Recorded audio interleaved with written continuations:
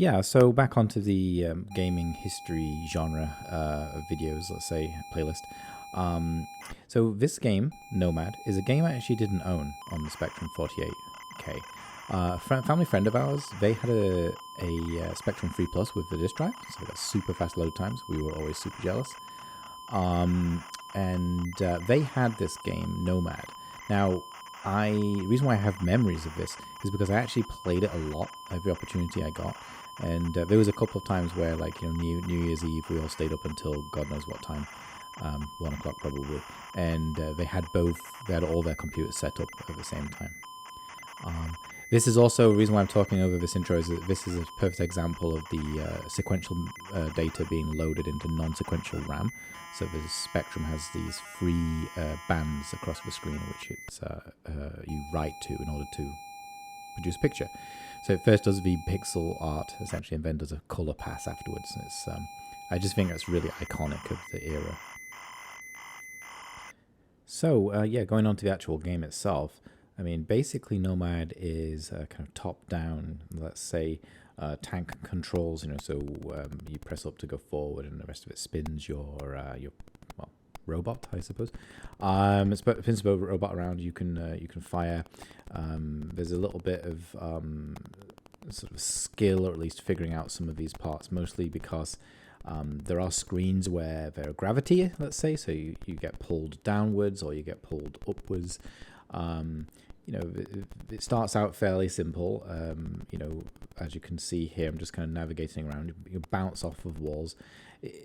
One of the reasons why I really like this game is actually because of how fluid it feels to play, and the graphics as well. So I know that's a really bizarre comment. I really liked the graphics, but yeah, back in those days, the graphics were quite simple. And this kind of like high detailed, as you can see, high detailed sort of single pixel art, I always found super interesting.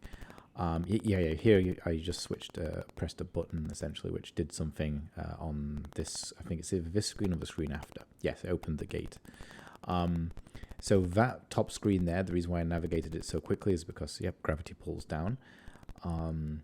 It's just one of those things where essentially the game is linear. You have to basically just navigate to the end and I think kill a boss. I never really got as far as that as a kid. Again, it seems somewhat stupid now. The playthrough that I did while I was collecting footage, I actually got really far. In terms of how far I got as a child playing this game, I think it's about as... Yeah, here we go. This is one of the screens where we're being pulled downwards. To be honest with you, I think it's probably around here, to be fair. And so, back in those days, it was one of those things where any time you're able to get a little bit further, it was, you remembered the screens. It was like, oh yeah, I got to the next screen. I got to the next screen. And as I say, it feels so simple, but yeah, I was not a teenager or a honed gamer. I was a kid, kind of fumbling my way through half of these things. So yeah, this is Nomad, tank controls, quite nice graphics. I'm pretty sure that this is also on the C64, maybe, probably with nicer graphics as well. But yeah, I absolutely loved it. Nomad.